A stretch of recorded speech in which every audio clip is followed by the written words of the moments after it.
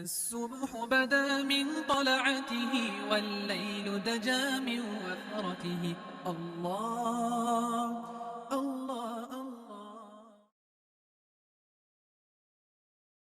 السلام عليكم ورحمة الله وبركاته. وعليكم السلام ورحمة الله وبركاته.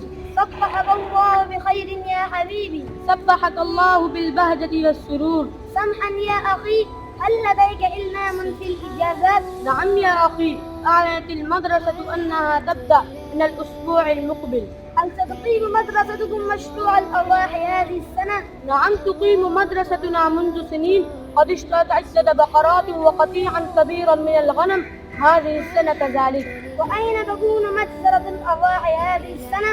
نصبت خيمة كبيرة في وسط المدرسة لذبح وسلخ الأضاحي. وهل يمكنك أن تريني الحظيرة؟ بكل رحابة صدر، وافقني كي ترى مجزرة الأضاحي كذلك. طيب، ما رأيك كم أضيحة ستذبح هذه السنة تخمينا؟ الأضاحي تذبح أكثر من 1000 كل سنة. يا سبحان الله، هل يمكن هذا العدد الكبير 3 أيام؟ نعم يا حبيبي، عندنا الجزار الماهرة في حرفتهم يقومون بهذا العمل في يومين. وهل تذبح فيها الأضاحي الوقت؟ نعم، تذبح في المدرسة وكذلك في القرى والبلاد المتخلفة في أنحاء باكستان، وخاصة في مانسيرا وإقليم البنجاب وسند وبالاكوت. هل أنتم تذبحون هذه السنة؟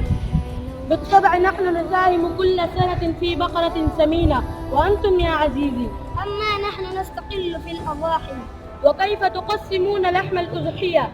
نوزع اللحم على 3 حصص، وحصة للفقراء، وحصة نهديها لأقارب، وحصة لأهلنا. صدقا يا حبيبي، علينا أن نشرك المعتادين في مسرتنا ولا ننساهم خاصة في هذه الأيام. شكرا يا أخي، لقد شرفتني بزيارتك السعيدة. وأنا كذلك في غاية السرور بهذا اللقاء. في أمان الله.